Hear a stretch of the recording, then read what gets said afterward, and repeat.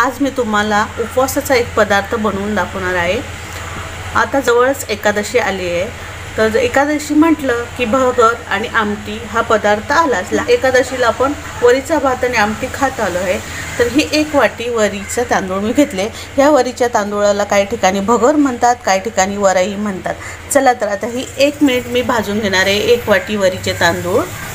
हे वरीचे तांदूळ जुना कसा ओळखायचा, तर जुना तांदूळ असेल तर थोडासा असा पिवळसर कलर दिसतो आणि नवीन वरीचा तांदूळ असेल तर तो सफेद दिसतो।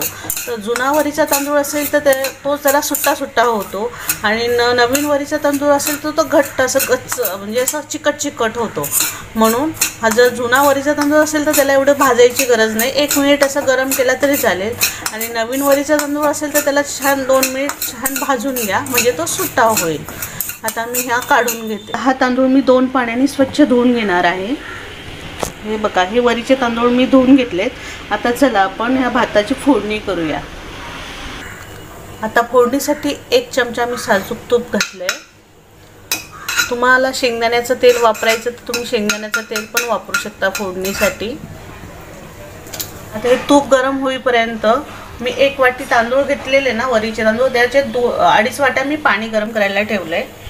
त्यात मी 1 चमचा जिरं फोडणीला घालते।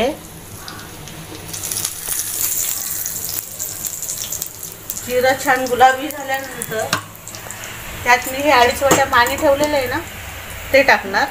थोडंसं मागे येऊन टाकायचं पूर्ण पाणी। असं तूप आणि जिऱ्याच्या फोडणीमध्ये पाणी घातलंय। आता त्यात चवीनुसार मीठ घालायचं।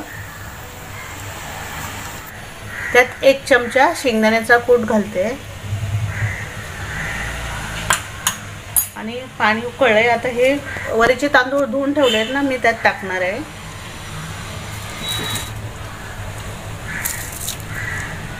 हे बघा, आता हे मी यात टाकले। आता मी 5-6 मिनिट मीडियम गॅसवर शिजवून घेणार आहे।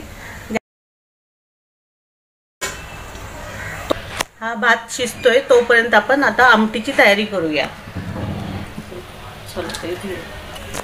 पाटी ठेवली, त्यात अर्धा चमचा तूप घातलंय।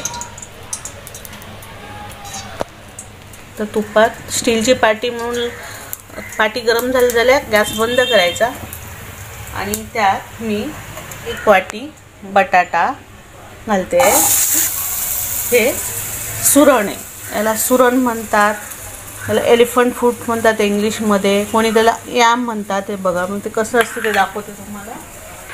याला सुरण म्हणतात। हे जमिनीखाली येतं, जसं बटाटा येतो ना तसंच हे सुरणाचं फळ येतं मोठं, याला कंद म्हणतात। आता मी सुरण पण यात टाकते आणि सुरणाला खाज असते म्हणून हे बघा, हे कोकम भिजून ठेवले, कोकमच्या पाण्यामध्ये ते मी शिजून घेणार आहे। आणि आमटीला पण आपल्याला कोकम हवाच आहे, म्हणजे हे दोन्ही काम होतं। आता मी गॅस चालू करणार आहे, हे बघा, आणि झाकण ठेवणार त्यात। बारीक गॅसवर हे शिजू द्यायचं। हे बघा, 1 वाटी शेंगदाण्याचा कूट घेतला मी। हे बघा, 4-5 मिरच्याचे तुकडे घेतले। तुम्हाला किती प्रमाणात तिखट हवं तेवढ्या तुम्ही मिरच्या घ्या। 1 चमचाभर जिरं मी हे वाटून घेणार आहे। 5-6 मिनिट झालेत। आता आपण भगर बघूया कितपत शिजली ते।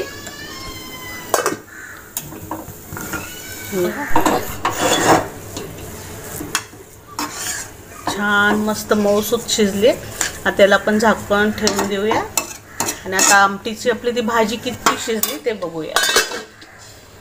बघा, आपला हे सुरण आणि बटाटा असं छान शिजलंय। बघा, आपण दाबून बघूया किती शिजलंय ते। असं खाली घ्यायचं आणि हे उलटण्याचं मागचं टोकाने बघायचं किती शिजलंय ते। हां, बऱ्यापैकी शिजलंय आणि आता आमटीला उकळी येता अजून ते शिजून जाणार। म्हणून या आमटी शेंगदाणे वाटून घेतलेलं ना जिरं आणि मिरची घालून, त्यात मी वाटलेली थोडीशी कोथिंबीर पण घातली आहे। ज्यांना उपवासाला कोथिंबीर चालत नाही त्यांनी नाही टाकायची। आता मी यात ओतणार हे।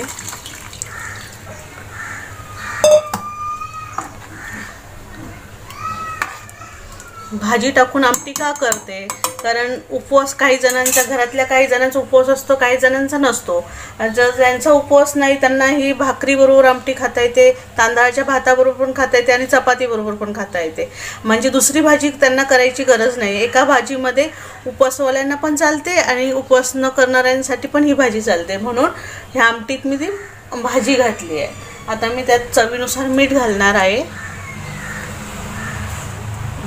चवीनुसार मीठ. आणि ही आमटी आंबट गोड असते, मग आता त्यात मी गूळ घालणार आहे. बघा 1 चमचा मी हा गूळ घेतलाय. हा आमटीत घातला गूळ. आमटीला चांगली उकळी येऊ द्यायची, मग चव बघायची. आपल्याला अजून थोडंसं गोडसर हवं असेल तर अजून गूळ ॲड करायचा, मीठ हवं असेल तर मीठ अजून टाकायचं. तर छान उकळी येऊ द्या त्या आमटीला. बघा तुम्ही बघू शकता, हे बघा ही आमटी आपली कशी छान उकळली आहे. ही भातावर खूप छान लागते आणि पौष्टिक आमटी झाली. त्यात सुरण आहे, बटाटा आहे. चला तर आता आपण ही खायला घेऊया. बघा ही कशी खायची, अशी छान याच्यावर घालायची आमटी आणि मिक्स करून खायची. आमटी भात आपला रेडी.